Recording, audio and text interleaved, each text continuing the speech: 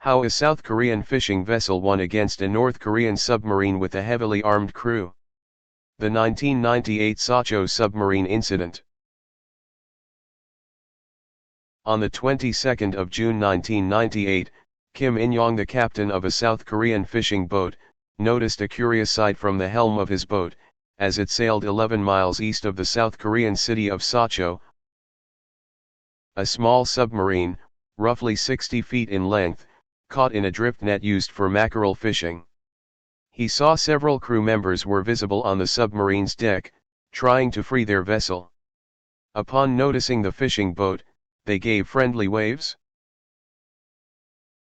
Captain Kim was suspicious, so he reported the submarine to the Sachou Fishery Bureau, which reported the submarine to the Republic of Korea.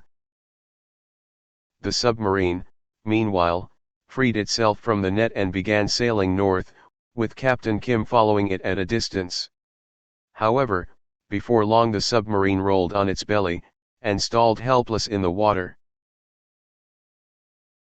The Republic of Korea dispatched anti-submarine helicopters, and the submarine's location was confirmed nearly an hour later. The vessel was a Yugo-class mini-submarine, imported from Yugoslavia to North Korea during the Cold War.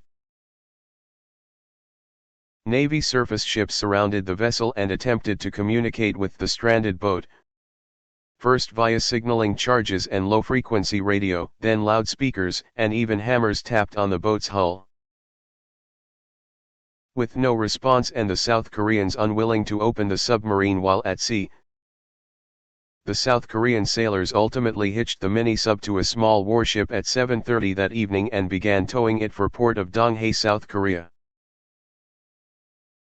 While still being towed on July 24, the submarine sank abruptly to the bottom of the ocean. South Korean officials were uncertain. Had the boat succumbed to mechanical difficulties, or had it been sunk by the crew? On June 25, a South Korean salvage team recovered the boat from 100 feet underwater, and an elite team bored into the hull. The submarine's interior had taken on only 2.5 feet of water, but the 5 submariners had been gunned down, with bullet wounds visible across their bodies. 4 elite North Korean special forces also lay dead, each shot in the head. North Korean military culture stresses that its soldiers should kill themselves rather than accept capture. It seemed likely that the more fanatical special forces had murdered the crew after they had refused an order to commit suicide, and then killed themselves. The 9 dead men aboard the submarine were buried in South Korea's cemetery for North Korean and Chinese soldiers, as North Korea refuses to accept back the remains of its own soldiers. More than 200 items were recovered from the submarine, including AK-47s, machine guns, grenades, pistols, a rocket-propelled grenade and 3 sets of American-made infiltration gear.